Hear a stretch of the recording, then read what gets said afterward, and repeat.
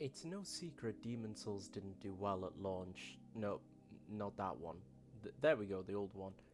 However, it did gain quite the cult following via word of mouth, resulting in the game getting localized and gaining modest sales, enough for a spiritual successor to be greenlit. However, there was a problem. The Demon Souls IP belonged to Sony, so Demon Souls 2 would be totally out of the question. And so Miyazaki and his team at FromSoftware went on to make this game, Dark Souls.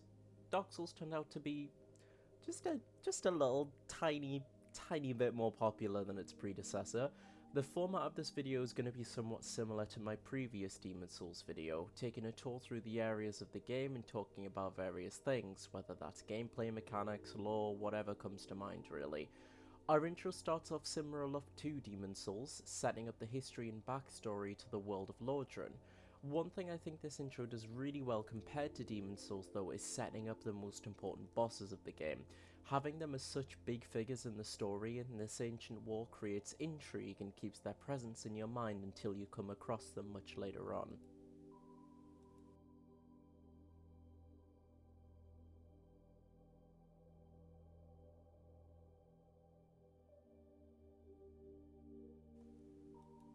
I'm going to be showing my hand here, so to speak. Demon Souls tutorial is pretty good. In my opinion though, the Northern Undead Asylum is the best tutorial area in the entire Souls series, bar none. It teaches players about the controls and message mechanic in one go, and if it isn't your first time, you can completely ignore it and continue on with the game. The initial run-in with the Asylum Demon is also a good example of natural player choice inherent to the game. If you want to beat him with nothing than a broken sword, go ahead, nothing's stopping you from doing that, but retreating and finding a different path is completely valid as well. Whilst getting your starting class weapons on your way, you come across Oscar of Astora, the character that freed you from your cell right at the beginning. He gives you an Estus flask and tells you about his family's old saying. I feel that this is a very interesting bit of added motivation to the story. We'll get into the specifics of this edition quite a bit later into the game, but for now this works as added motivation for the player, in case the intro cutscene didn't quite do it for you. For what little we've seen of him, Oscar comes across as quite likeable, and you want to do him a solid and repay him for his rescue. Before we can do that though, we have one dummy thick rascal to take care of. The Asylum Demon is an excellent first boss. His design and first introduction is extremely imposing, but with a plunging attack almost half of his HP is gone in one move. I feel this is a very deliberate move and helps to put across the idea that something may come across as challenging or even impossible, but it's absolutely achievable, which is a mindset that's for the best to be put across at the start of the game, given the challenge that Dark Souls provides. With the Asylum Demon slain, we're taken out of the Asylum and into Lordran and into Firelink Shrine.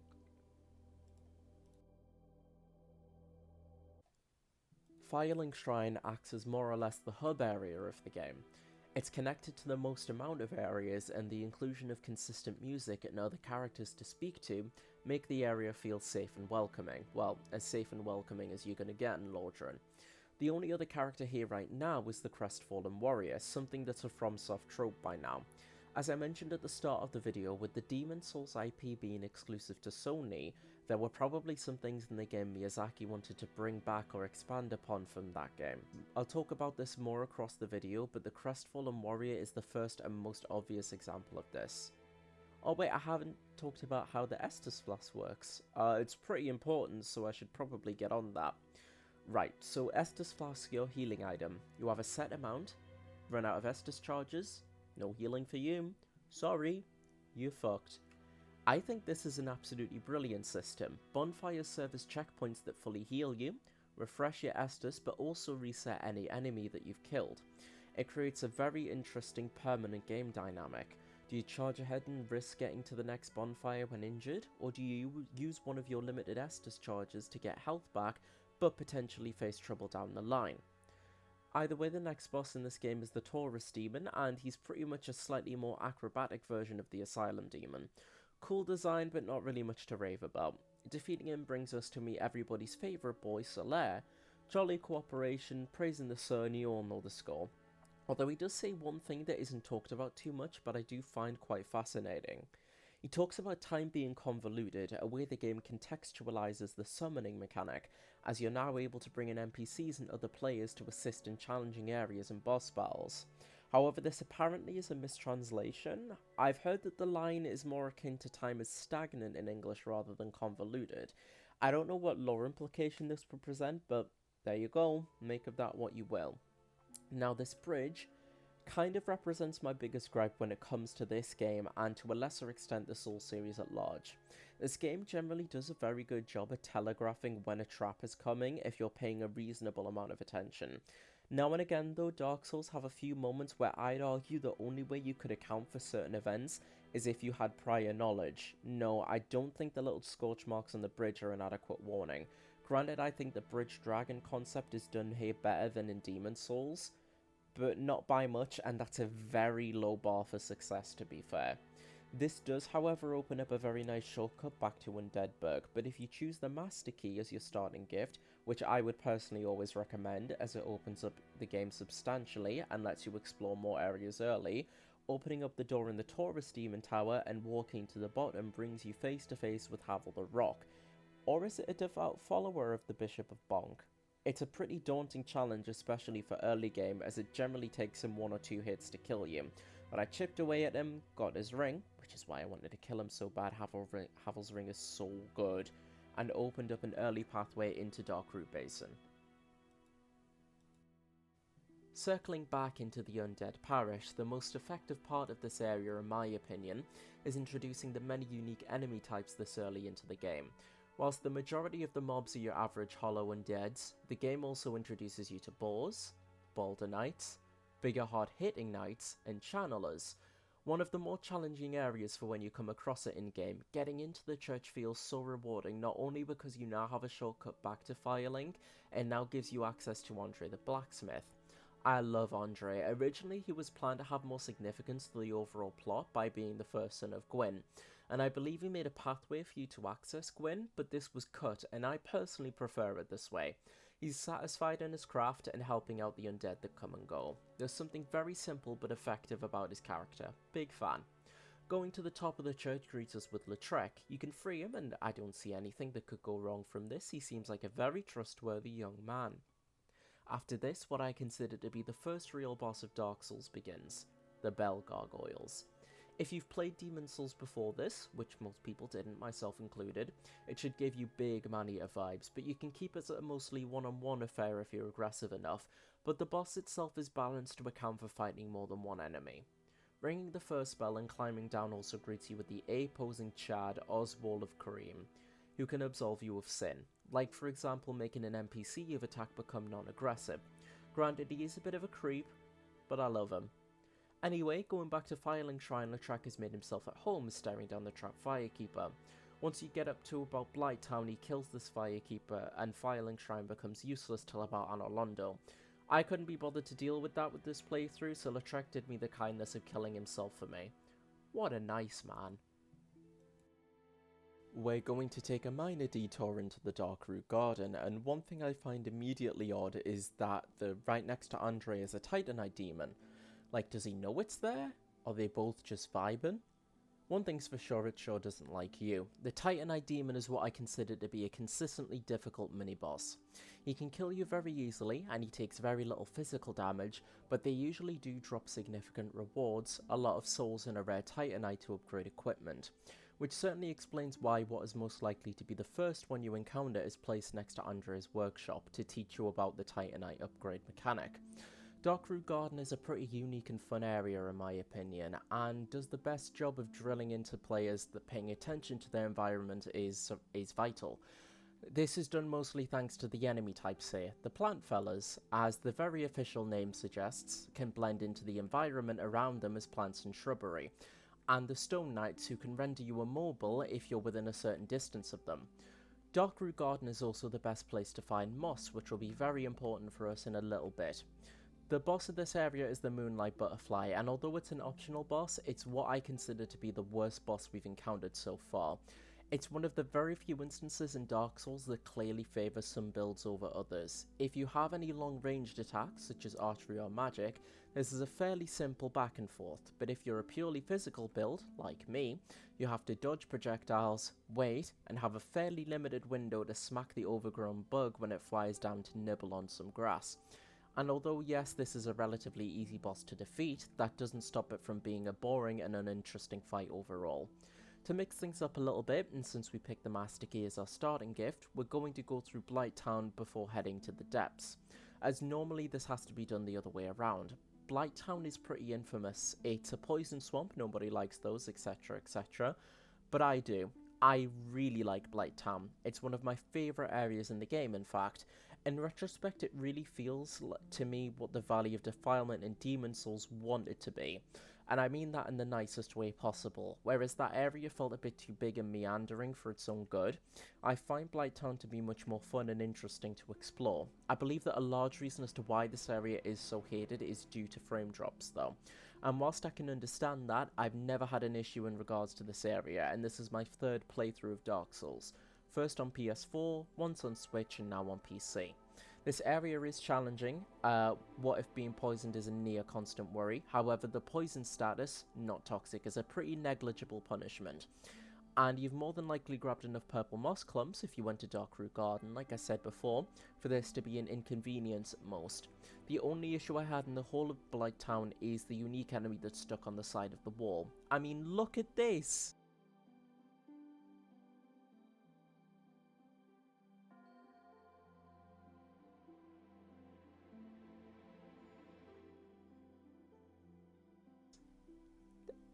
That felt silly. The only thing in Blighttown I really want to touch on for now before the boss is Maneater Mildred. I think that's all I need to say. It's a mad lass with a big cleaver and a sack on her head. You'll love to see it. I even brought her in to fight Quelaag, who was a pretty challenging fight in her own right, like the gargoyles before her who were guarding the other bell. I personally always have trouble with this boss, and it was the first boss that I died to in this playthrough so far. Defeating her and ringing the second bell not only gives you access to Incense Fortress, but also the first section of the Demon Ruins and the Fair Lady, Quelaag's sister, who has a pretty tragic story in her own right, attempting to heal the citizens here but being stricken with illness herself in return, giving me plenty of Maiden Astora vibes here. I chose to join a Covenant in this playthrough. Basically, Covenants are different factions that players can join and can offer different rewards depending on what Covenant you join. Again, doing things in a slightly different order than probably most do, we're going to take out Ceaseless Discharge, and what a name. I feel like him and the Penetrator could have been great buds. There's a very well-known exploit if you loot the corpse on the altar and run back to the start. You can kill him by doing basically nothing. Just remember that you have to run all the way there and all the way back, because I didn't, and got very confused when he wouldn't jump, because I'm a big dum-dum. We're done with the Demon Ruins for now, so we're going back up to the Undeadburg, the lower Undeadburg specifically.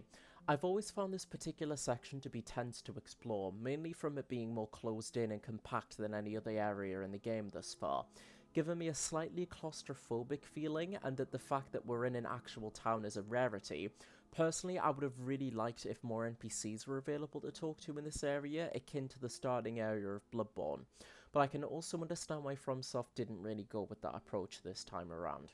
We do find Griggs here, some supposed magical prodigy that can't get out of a barrel or open a door without help. At the end of the lower Undeadburg lies the Capra Demon. Now this boss in and of itself I like. It's far more aggressive than any boss so far, so it makes for a nice mix-up. What I don't like are those two nasty little dogs. This, like the dragon on the bridge, is put here only to catch new players off guard and kill them. Something that I think is extra unnecessary in here, as I believe the Capra Demon provides an adequate enough challenge here, given his moveset and the lack of space to move around in here in his area. The dogs would just overkill. It also didn't help that getting disconnected mid-fight made me nearly shit myself in fear, thinking that that would kill me, but I persisted, and we move on. By killing the Capra Demon, we gain the key into the depths, and we're greeted with a couple of hollows and a new enemy, the Butcher. She's chopping up some sort of meat. I reckon Burger King would probably like her. I do really like these enemy types, but I'm not sure why, but they give me Silent Hill type vibes. I just think they're really cool, and I think it's also cool that Manny and Mildred is probably connected to them. More than likely located in Blighttown due to how close it is to the depths, it's pretty easy to imagine she's gone out to look for more mystery meat to add to their menu. Exploring a little bit more greets us with Laurentius the Pyromancer. I always go out of my way to free him in my playthroughs, as he's one of my favourite NPCs in the game. I never really touch magic of any kind when I play the Souls games, but something about the character, helped greatly by the amazing voice acting, makes him come across as very friendly and likeable. In the depths we're invaded by Kirk, he's an NPC phantom that you'll come across a few times in the game. I did touch upon invasions a tiny bit in Blighttown, but Kirk is the phantom most people will come across going through the game for the first time. When human, NPC and other players can invade your world as a phantom intending to kill you, a mechanic brought back from Demon Souls, and like in that game, the mechanic presents an interesting back and forth, especially on the way to a boss you find challenging. Do you stay a human and risk being invaded on your way to summon friends to assist in getting through that boss, despite the extra risk of being attacked and killed, wasting a humanity in the process, or do you try to go and give that challenging boss another go on your lonesome? Deep in the depths, we encounter the Gaping Dragon. He's a dragon that is gaping. Whilst I like this boss mainly for his design, especially his teeny tiny little head, the best thing this boss does is reinforce that completely surveying your surroundings is vital, as this boss becomes much harder if you haven't killed the channeler before challenging the Gaping Dragon, as he can both snipe you with magic and power up the Gaping Dragon. The only other thing this boss is really notable for is being what's most likely to be the first instance of cutting off a boss's body to get a weapon. As cutting the tail grants you the Dragon King Great Axe, you can also do this with the Bell Gargoyles, but players probably won't realise this on their first playthrough. Now that we're done in the lower sections of the Undead Burg, it's time to ascend back up to Firelink Shrine and return to the Undead Asylum. I feel the way you get back to it makes sense for the most part. The bird that brought you from the asylum can be seen around. It's safe to assume the bird can take you back. I do feel, however, it takes too long for the bird to pick you up. Even after the first time, it's more or less instant, but for the first time you need to wait a good minute. But this is definitely just me being impatient for the most part. Once we get back to the Undead Asylum, we get a fight with the Stray Demon, and I have a few issues with this. The fact it's just a reskin of the Asylum Demon doesn't really bother me. You can clearly see the Stray Demon behind the bars at the very start of the game, and it's a boss in an optional area, so it's just extra content. It's everything around it that's a problem, literally. I feel this is another moment that's designed to catch out players for the first time. There's no clear indication that the ground would break, and it always results in you taking damage. As well as this, the groundbreaking rule doesn't apply to the enemies for whatever reason. I do believe that this complaint is minor, but it's something that always rubbed me the wrong way every time I've played this game. Coming back to this area is important, however, as the peculiar doll, mysteriously shows up in your old cell, and it's needed to access another hidden area later on into the game. Or you can also now put the hollow Oscar out of his misery. Oscar in and of himself is quite interesting given the cut content around him. We'll talk about this later on, towards the end of the video in fact, but for now, pour one out for Oscar.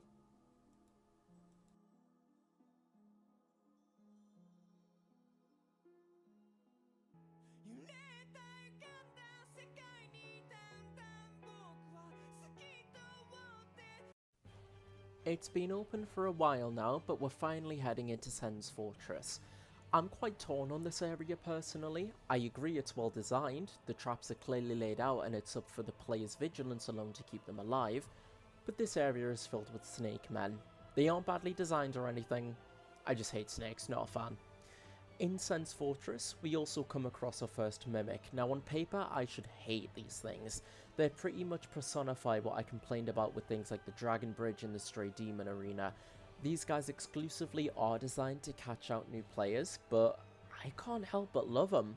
Their designs were a really good mix of creepy and goofy, and whilst a new player is probably never going to realise that the chain being the other way around is the main giveaway on a first playthrough, there's not really any other way to introduce the concept, and it being placed in an area almost completely focused on traps is certainly fitting. Incense Fortress also introduces us to a few unique faces. First is Big Hat Logan. How he got his name is still the biggest mystery in all of Souls lore. He mainly serves to teach you strong spells, not really useful for me, but I free him anyway. You meet Sigmire of Katarina here, a jolly adventurer that will pop up from time to time on your journey, and at the top of the fortress you can meet the Crestfallen Merchant who sells some interesting items, and to help you take on the Golem, you can summon the King, the Chad, Iron Tarkus. After Tarkus decimates the old Golem, some demons takes us up to Anor Londo. Now I'm aware that some people have issues with summoning, claiming that it can cheapen or take away from the experience of defeating a boss. And whilst I don't personally do this for every fight, I feel that as long as it's a mechanic in the game, which summoning is, it's fair play. Personally, I don't usually, unless playing with friends or with NPCs I really like, but summoning is one of the small ways that give reprieve to the rather lonely atmosphere that FromSoft games are so good at portraying. This might be precisely why some people choose to play these games completely solo, but to each their own. Anor Londo is nothing short of iconic, and it's in my opinion one of, if not the best area in the game. It's so much fun to explore. At first, it really looks like you have no way of progressing. That is until you try walking along one of the little rafters, and it works. Sneaking in through the rooftops and broken windows, it really feels like you're infiltrating a palace, a forbidden land in which you don't belong, and it's absolutely fucking fantastic. For the moment though, we need to make a slight detour and enter a cold, lonely, painted world.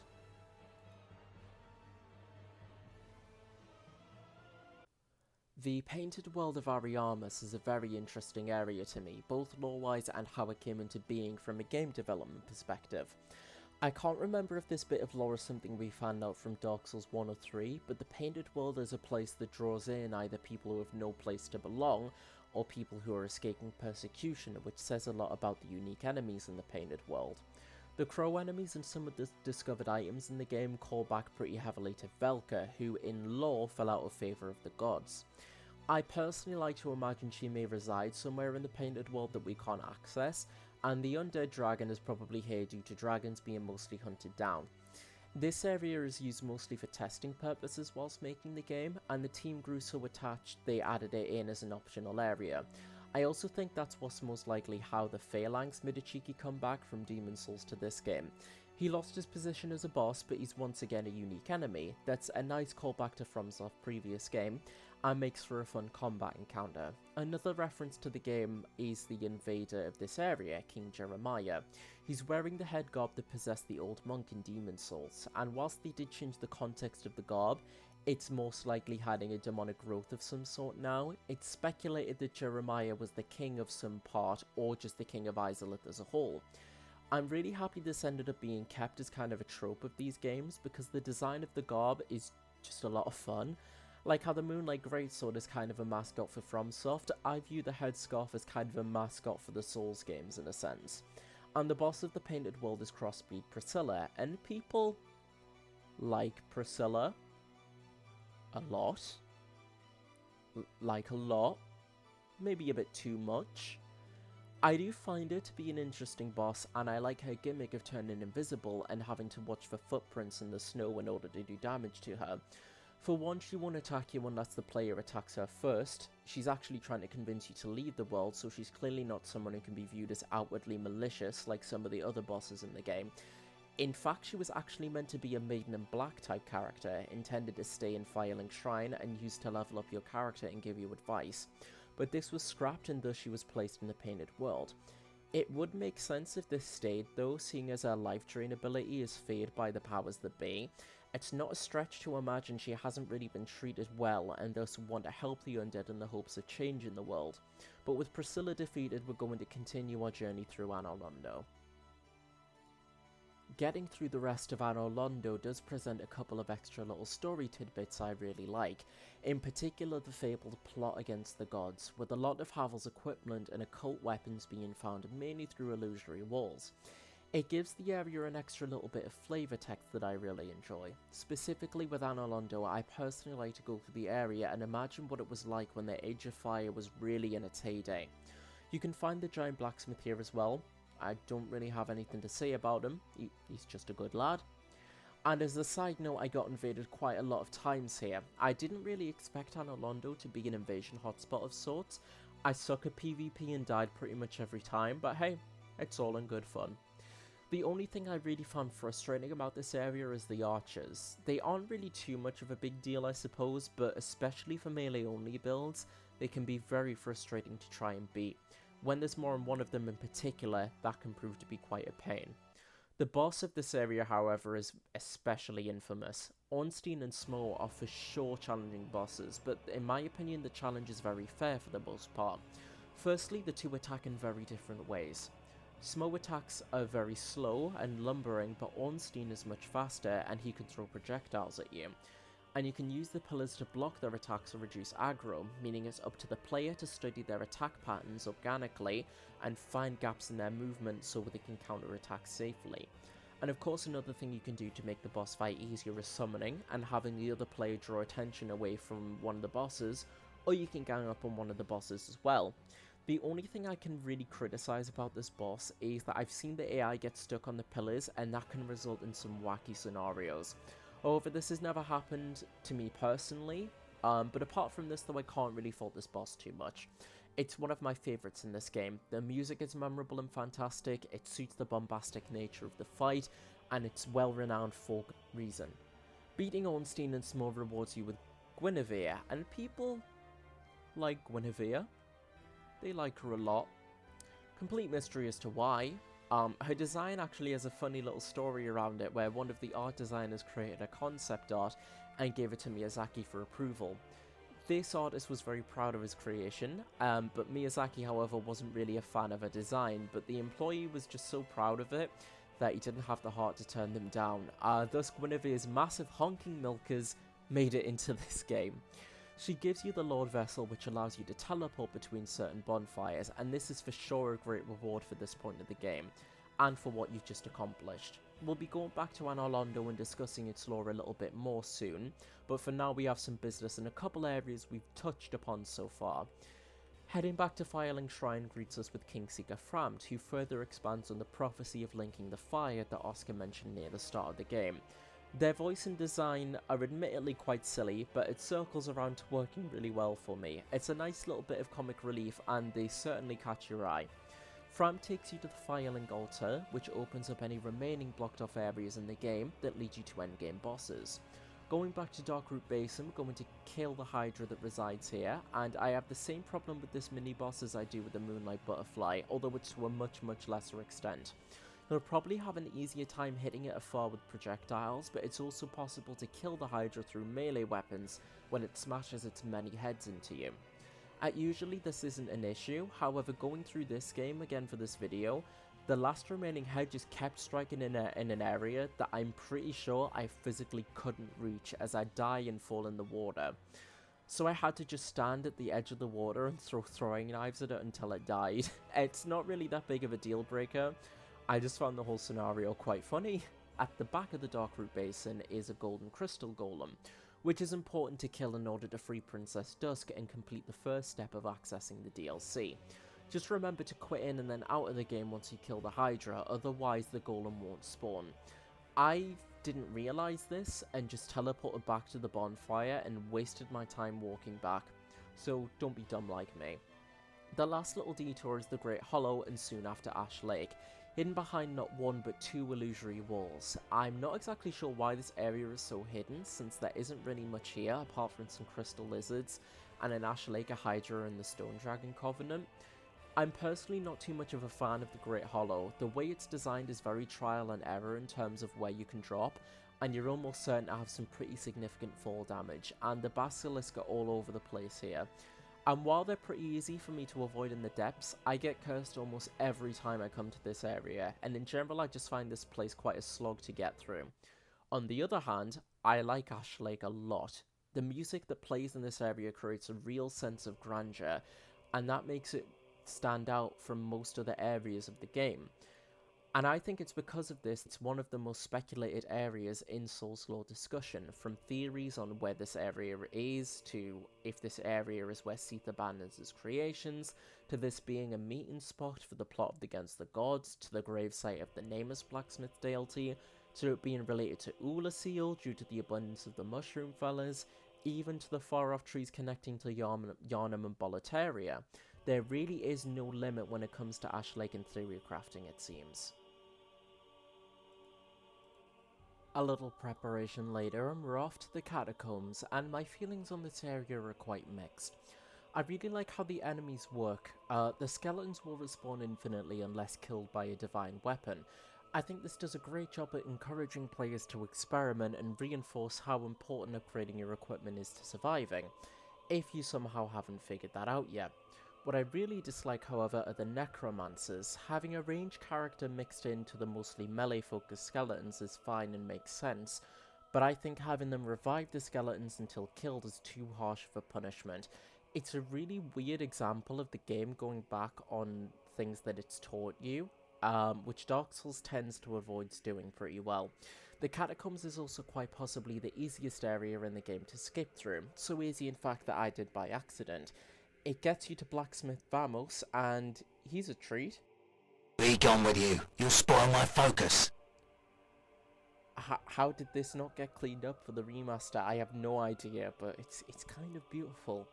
Lucky for me, I found this shortcut as the boss of the Catacombs. It's nothing short of terrifying. Pinwheel is introduced with a sinister cutscene, and uh-oh. He's dead.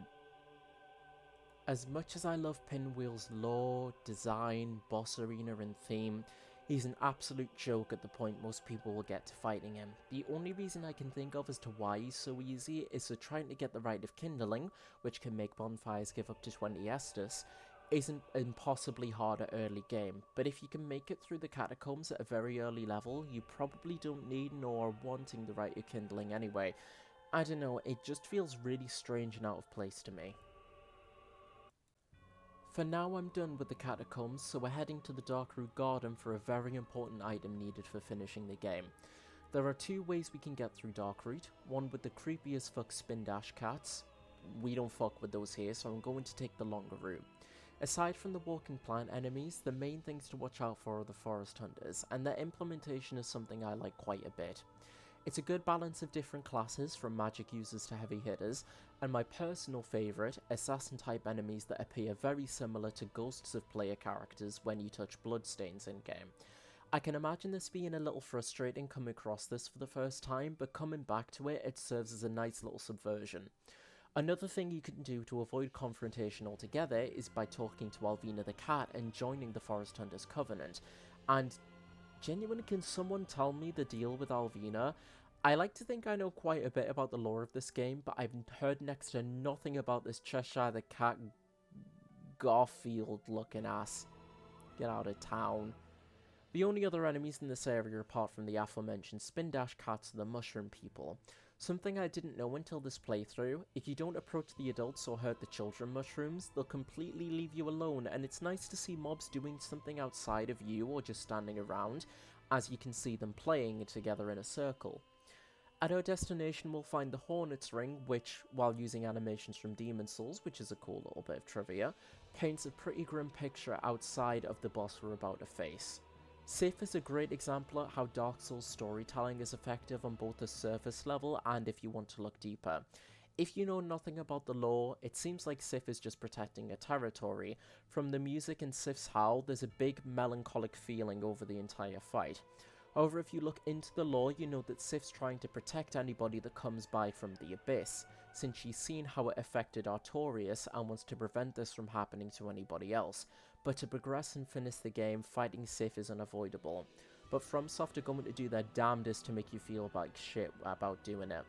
The limping is also a nice touch, but I killed Sif too quickly to show it off. We'll be talking about this particular facet of Dark Souls' story later on, but for now we're done with this area.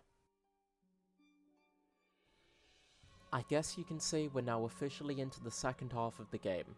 I mean, we were as soon as we went to the Catacombs, but on a technicality it is what it is. This is something a lot of players dread, for lack of a better term. Do I think Dark Souls takes a dramatic of a nosedive as I've seen some people online put it in the second half? No, not at all. In fact, I like the Duke's Archives quite a bit.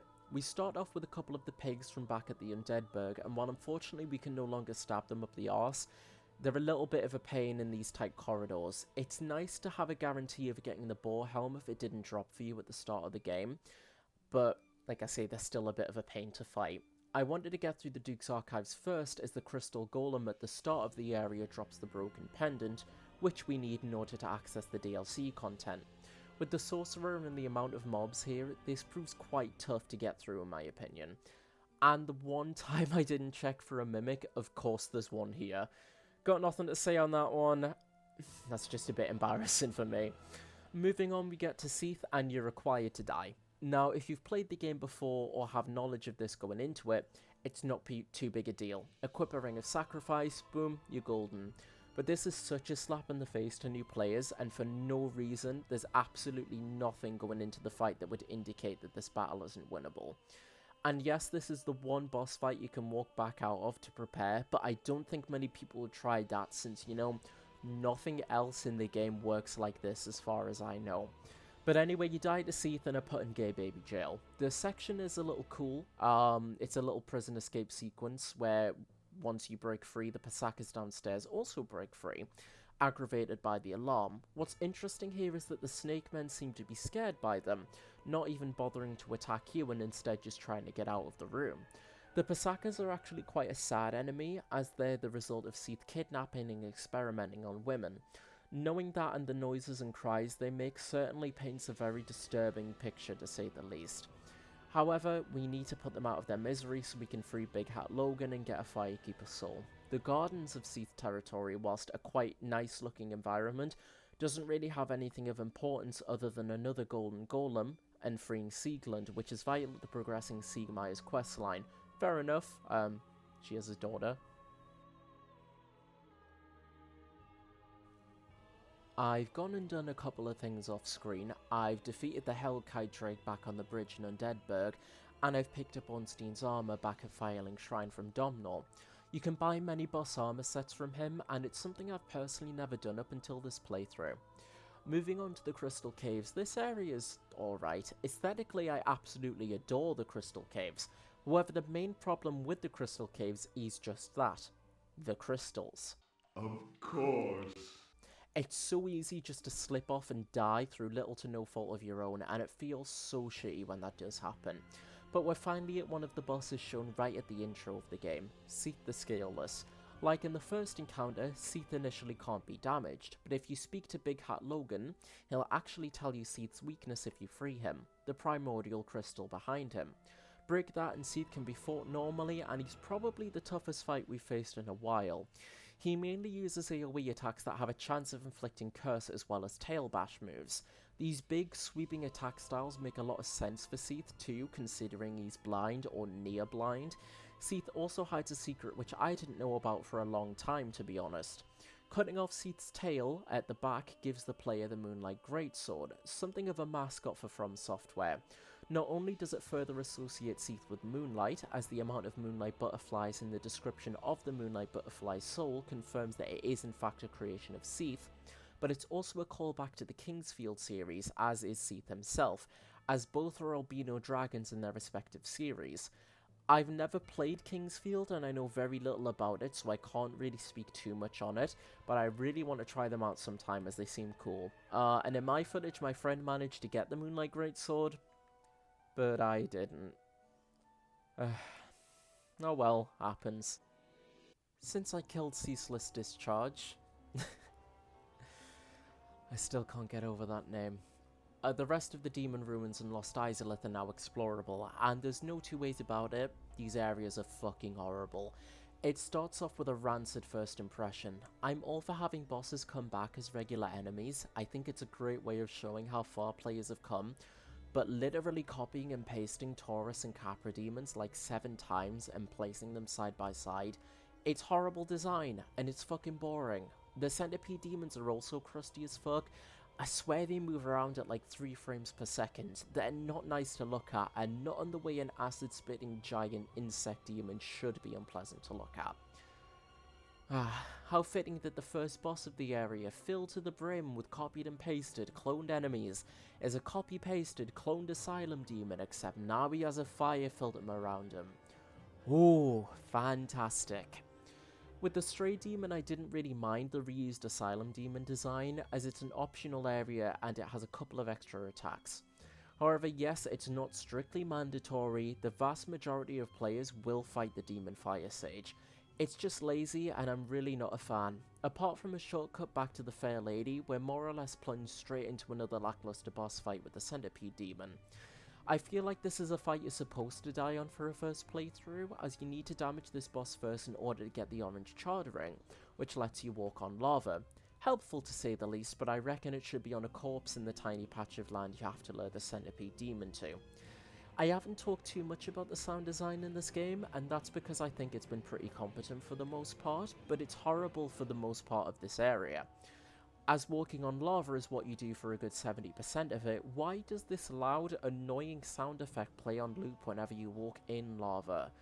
And that on top of the stamping noises of the dragon arses, it's just a lovely little recipe for ear bleeding and lost Izalith. I don't really have much to say on this area aside from a couple of side quests that we'll be discussing soon, but I think the best way to sum up this area is missed potential. The premise of Lost Izalith is nothing short of amazing. Going in and discovering this lost culture after the demons have been ravaged by war, the fact there's clearly a developed society, and cut dialogue from Quelaag suggests that a pact or negotiation between the Lords and Anolondo and the Izalith demons. Go back, forbidden be these parts. The realm of the creatures of chaos. They accept their banished fate. Go back, lest the flames devour all, and the children of chaos feed upon your charred ashes. Those who defy the pact, those who trespass Quelaag's domain, may you feel the depth of our wrath. Even the creation of the demons are explained, an example of this being the item description of the orange charred ring, explaining both the story behind Ceaseless Discharge and how the Centipede Demon was made as an example of this. It reads as follows: Since his sores were inflamed by lava from birth, his witch sisters gave him this special ring, but fool that he is, he readily dropped it, and from that spot a terrible Centipede Demon was born. Everything in regards to their creation was clearly considered by the devs. It's just a shame that the enemy placement or the area in general wasn't, and it was rushed to get the game out in time. Around this area is where we can finish off Solaire's questline. If you give 30 humanities to the Fair Lady, a shortcut opens up, and if you kill the red-eyed sunlight maggot, you can save Solaire and summon him for the final boss, which is something I did on my first playthrough. But if not, this is where his story ends and he's killed off. I've heard it's canon that Solaire goes back to his own world and links the fire, but I personally prefer this more somber end to the character, finding a son of sorts, but at the cost of his own sanity. This is also where you'll come across Kirk for the final time, and I can't remember where I found it, but I side with the theory that he was originally one of the Darkroots when first encountered, but upon finding and hearing of the Fair Lady's plight, decides to switch sides in an attempt to heal her injuries by offering humanity. As a side note, my controller stopped working here and I accidentally killed the Fair Lady, so that felt bloody fan-dabby-dozy. I think I hit more than the demon runes. Oh shit. What? I accidentally killed the Fair Lady. Uh-oh. Does she only take one hit to kill her, like? Yeah. She's perma-dead now, isn't she? Yes. Huh. You're kind of... it doesn't matter, we're gonna be... I suppose you're just playing for Judge, aren't you? Yeah, Just but what? I didn't want to kill her. It also means that her bonfire is unusable for the rest of the playthrough. Oh, yikes.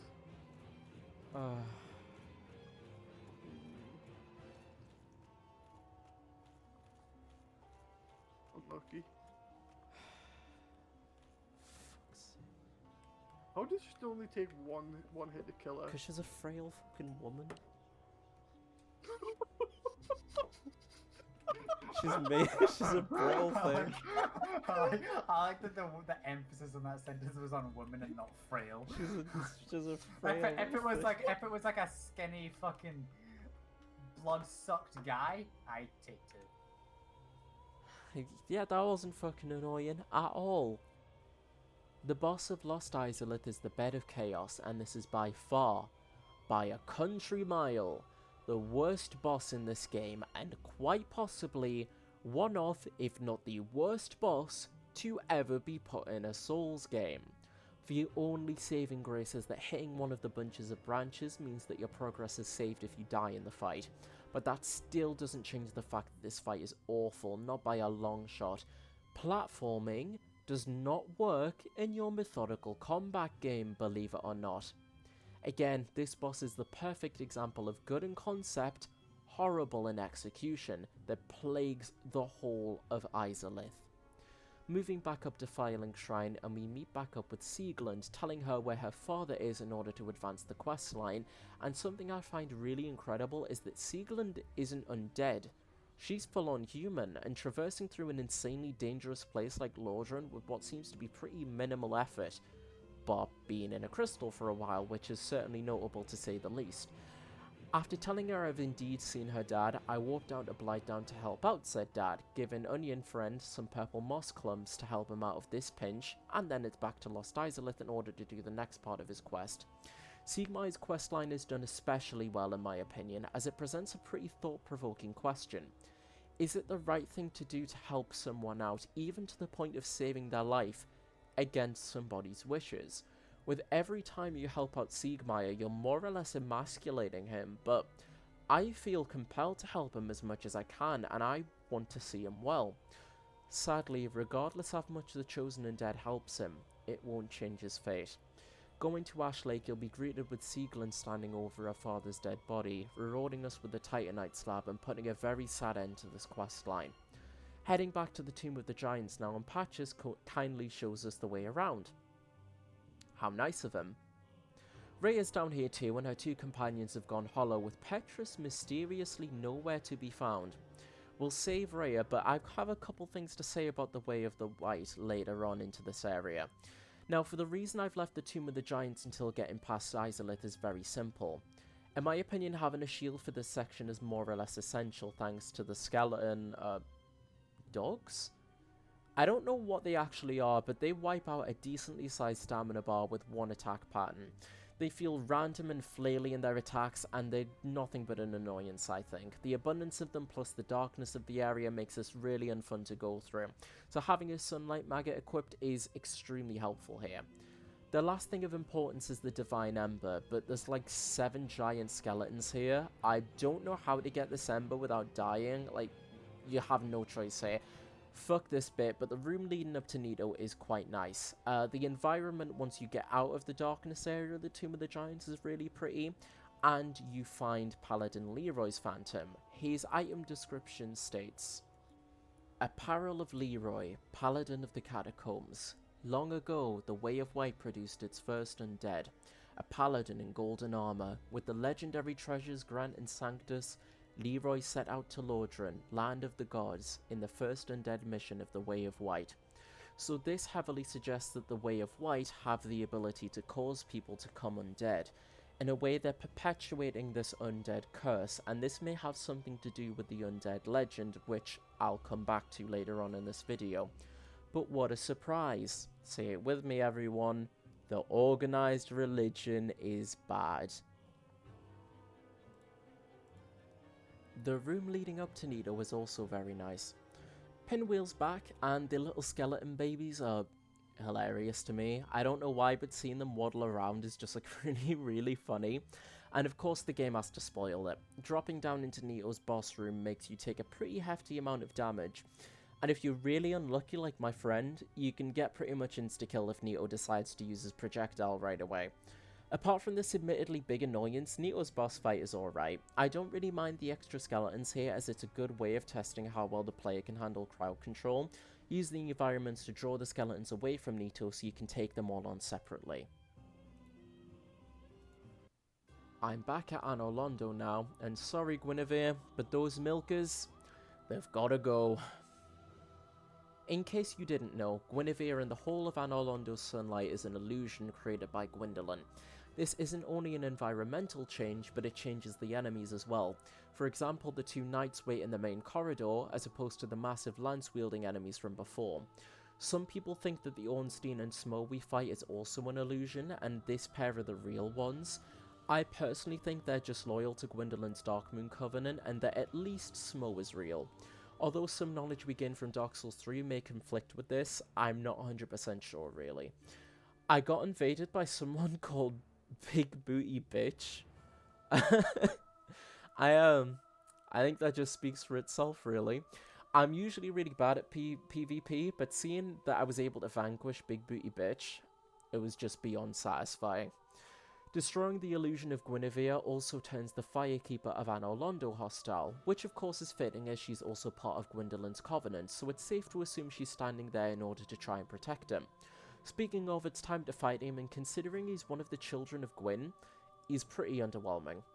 You chase him through a permanently expanding corridor a la Super Mario 64 while he spams projectiles at you.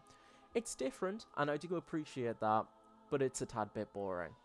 With Anor Londo totally taken care of, it's time to descend down to New Londo Ruins, and this is a section I really like. In order to damage the ghost, it's best to use the Transient Curse item, and this has the potential to be really annoying, but Dark Souls avoids this by not only having it available very close by through the female undead merchant, but Transient Curses are plentiful both on the floor and as potential item drops from killing the ghost, so you'll be hard pressed to run out of them as New Londo isn't too big, and is very interconnected, much like the first areas of the game, like Undeadburg for example. The only NPC in New Londo aside from Ricker is Ingward. He's basically here to watch over New Londo and the Four Kings, the boss of this place.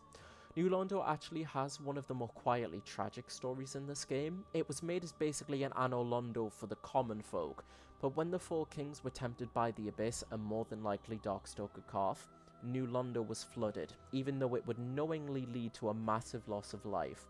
The cutscene of the gates of New Londo opening up, releasing all the water and revealing the piles upon piles of corpses that make up the flooring paints an extremely harrowing picture for the moments leading up to the abandoning of New Londo. And because of this, I also like to imagine the hollows at the start of the area were formerly residents of New Londo that managed to escape, but can't get over the grief of losing their home and loved ones, so stand around in despair. And of course the ghosts are more than likely people of New Londo who didn't make it out in time, and make up those corpses on the floor. Equipping the Covenant of Artorias allows you to walk freely in the Abyss, and fight the Four Kings. I usually leave them until last, as I personally find them the hardest of the Lord Soul bosses, as they serve as pretty much a DPS check to see if you're doing enough damage to kill one of the Four Kings without more of them coming out of the Abyss and being overwhelmed. And while I love the concept of fighting inside the Abyss, the fact it's nothing more but pure darkness really fucks up with my death perception, and I found it to be really hard to gauge where the Four Kings were sometimes and where their attacks are coming from.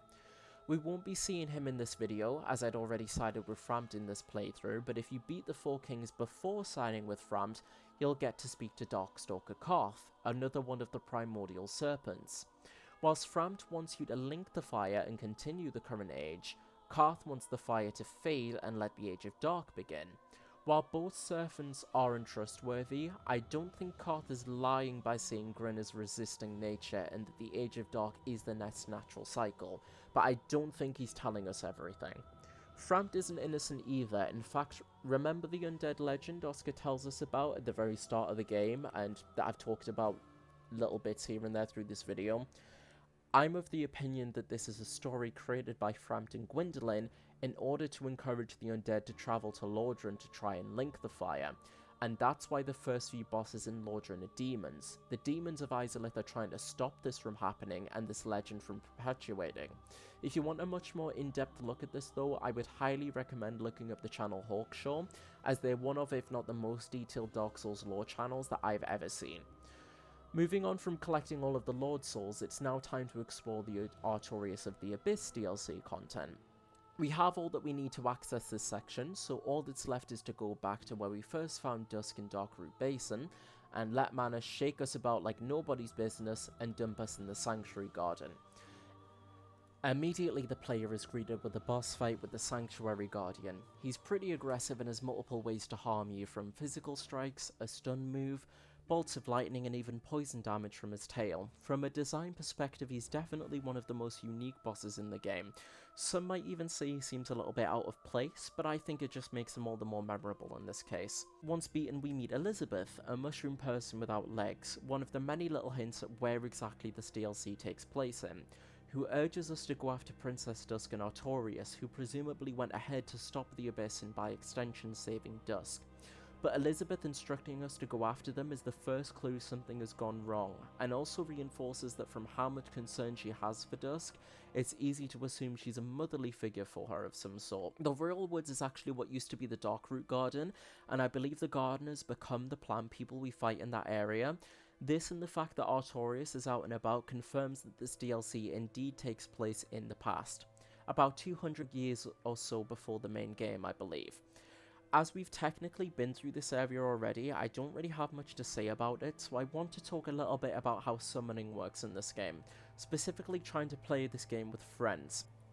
I was going to use this part to talk about how summoning works, and that there's no password or matchmaking system, and they should put that in. Upon further research, there is a password system so you can play with friends, because I was saying it's there is no option to, you have to just get lucky with summoning. But no, there is a password system in the options menu. I still think the way you access it is a bit obtuse, and the later games do it a bit better, or it's explained a bit more clearly. I still think if it could work, one item you just use, say a white sign soapstone, and you can just summon anyone. There could be a different soapstone that summons specific people or creates a password system. I don't know if that's possible. I don't know a lot about how making an online game works, but if they could do it, I think it would just be cool to put it in a separate item. I feel like that wouldn't damage the game at all. But yeah, made this little bit talking about that. Upon further research, yeah, there is private matchmaking, and I didn't know, so just wanted to quickly add this in as a little tidbit. So yeah, back to the rest of the video.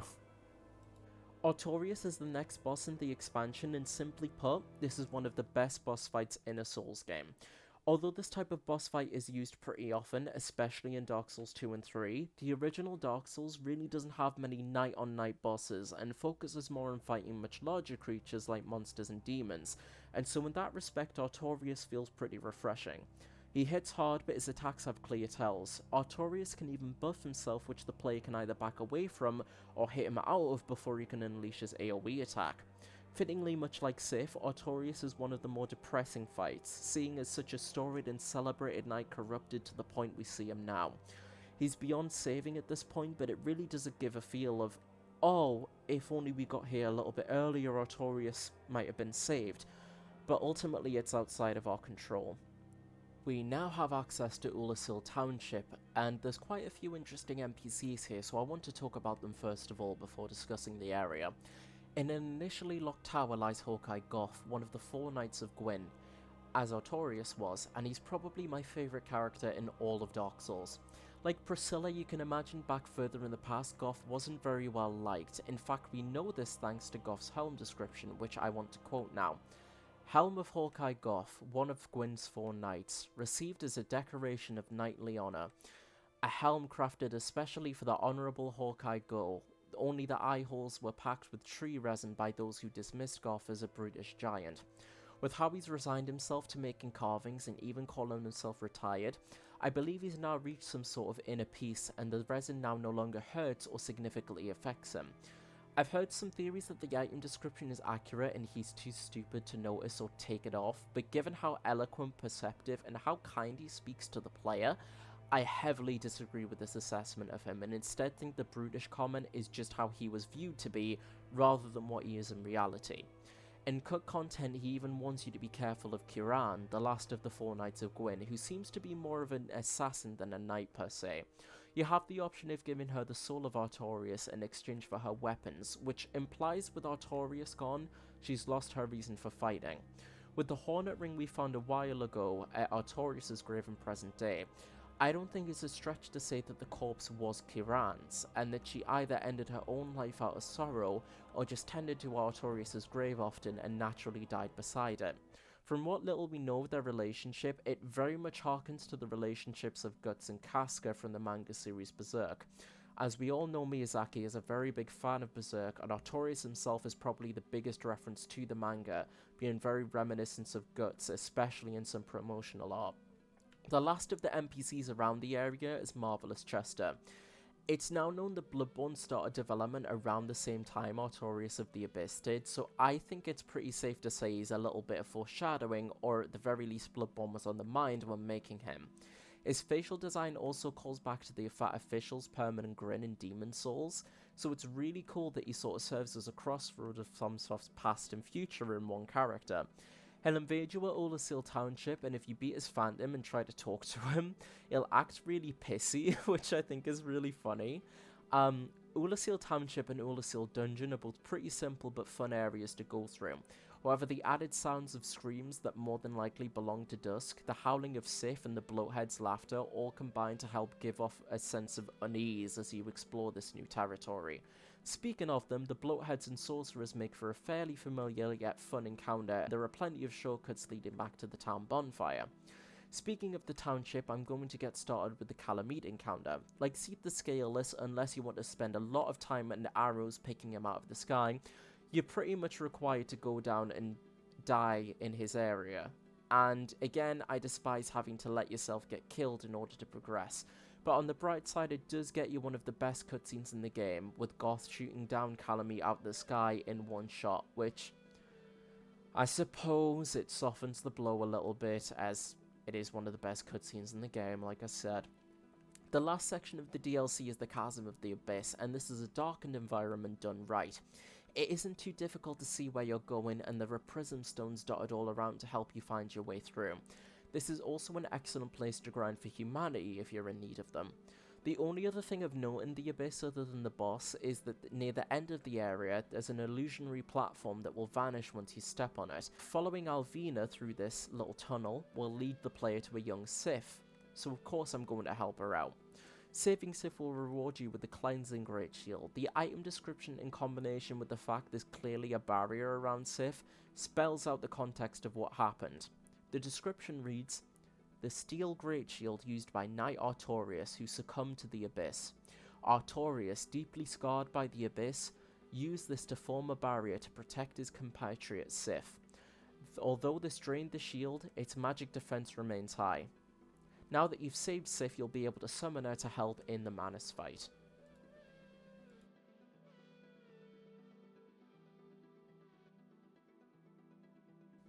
The only thing that we need to do now is fight Manus and Calamite, two extremely challenging and well done fights.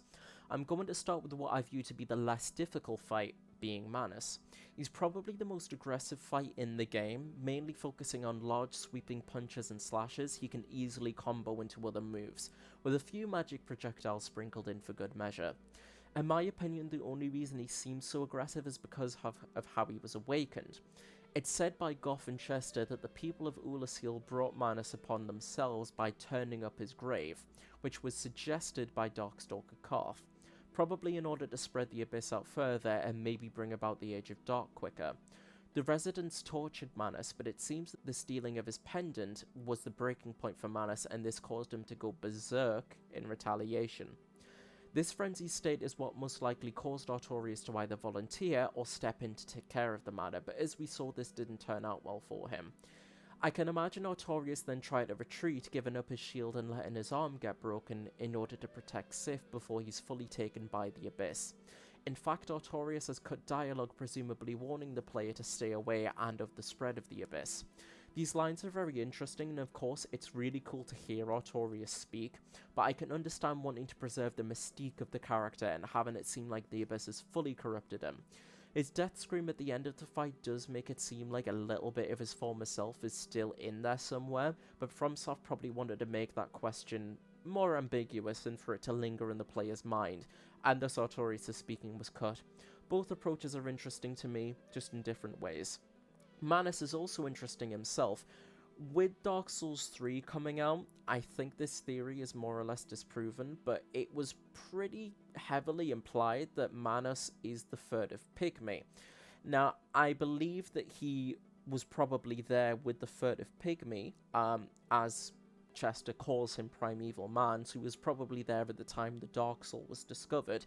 But with the existence of the Ring City, I think him being the furtive pygmy is now out of the question. But it's still very interesting to think about, and I think at the time it was released, it's pretty easy to assume that's what Manus is intended to be. But with Manus beaten and Princess Dust rescued, the only other boss in the DLC is the Black Dragon Calamite. I'm not going to cover the PvP area, the Battle of Stoicism, as PvP doesn't really interest me personally, but Ula Hill in general does really seem to be a hotspot for invasion. Continuing with the funny naming, someone called Dragon Dick invaded me, so that got a giggle out of me before I went to fight on the real Dragon Dick of the area, as I mentioned before. I think Calamite is the most difficult boss in all of Dark Souls 1 by quite a margin. He's still a ton of fun to fight, but there's a very kinetic sort of ebb and flow to this fight which keeps it extremely engaging, having to dip in and out of being close to him in order to avoid some of his more sweeping and far-reaching attacks. All of these factors combine to make Calamite my favourite dragon boss that FromSoft have ever made, and it caps off a group of all-around excellent bosses and an overall brilliant addition to an already good game. Okay, so we've done pretty much every significant piece of content in this game. We've defeated all the bosses. All that's left to do is to talk to Framt and open the door to the Kiln of the First Flame. The staircase down, seeing all the souls of past knights of Gwyn walk past out and through you, is nothing short of breathtaking for me. In an earlier stage of the game, this is where you would have had your final battle with Oscar of Astora, I believe, who would have popped up at numerous points in the game and ultimately have sided with the primordial serpent that you didn't. This would have certainly been cool to see, and would have been cool to have a rival type character throughout the whole adventure, but I can also see the development team not wanting to have any other major characters steal the spotlight from Gwyn, so to speak. I've seen some complaints about the Black Knights being the final normal enemy before Gwyn, claiming that they're too easy for a final area. I personally like them here, not only because they're just fun to fight, but it makes sense for them to be guarding their monarch, but because Gwyn's greatest weakness is parrying. If you don't parry, Gwyn is a much tougher fight given how fast and hard hitting his sword swipes are. I can picture someone who's really struggling with the mechanic using the Black Knights here to practice and really get comfortable with how parrying works before trying to fight Gwyn again. Again, if you're comfortable with how parrying works, Gwyn can be rendered a really easy fight, but I don't see this as a bad thing myself. If you're skilled with the mechanic, you're rewarded with an easier time with the fight, and if you want, or are just craving a harder challenge, you can just not parry in him instead. Now, with how much I've talked about it, it's time to fight the Lord of Cinder himself. I find Gwyn to be an enjoyable fight and a fitting end for the game. And of course, how can I talk about Gwyn without discussing the music, one of my favourite pieces in this game. Gwyn means white or blessed in Welsh, and his theme is played only on white keys. The Way of White is also more or less built to worship him and Allfather Lloyd, which in my opinion all circles around to giving Gwyn the gravitas this fight deserves. Once Gwyn is beaten, we have two options. Either walk out of the Kiln of the First Flame and embrace the Age of Dark and become the Dark Lord, but with the existence of Dark Souls 2 and 3, this almost certainly makes the Link the Fire ending canon, so that's the one I'm going to be going for. The camera pans out of your character burning up and offering themselves to the First Flame, and thus brings Dark Souls to a close. This game has problems, and I hope I've made my grievances with this game clear through the video, but at the same time, I think I've also made my stance on this game as a whole pretty clear. Not only do I think this is a fantastic experience, and while I love every game FromSoft has put out since Demon's Souls, Dark Souls is my personal favourite game that FromSoftware has ever made to date. It has the strange, scrappy, experimental mechanics and feeling like Demon's Souls had, but with a good level of refinement and polish that make what I feel to be a better gameplay experience overall. And with that, this concludes this very long video on Dark Souls. To anyone who's watched up until the end, I want to sincerely thank you for watching. This video has by far been the longest to make, but it was also a ton of fun. I'm planning on doing videos like this for the later games FromSoft has made, you know, Dark Souls 2, 3, Bloodborne, and I'm planning on making a video of the Demon's Souls remake whenever I can get my hands on a PS5. But I also want to make some more Sonic videos and boss tier list videos, so if any of that interests you, then if you want to subscribe, then please, by all means, that would be great. If you enjoyed the video, then a like would also be very much appreciated, and I do try to respond to every comment I get, so if you want to talk about the game or the series at large, or even if you have like say suggestions about the videos, I'd love to talk about them as well. So thank you for watching, and I'll see you all next time.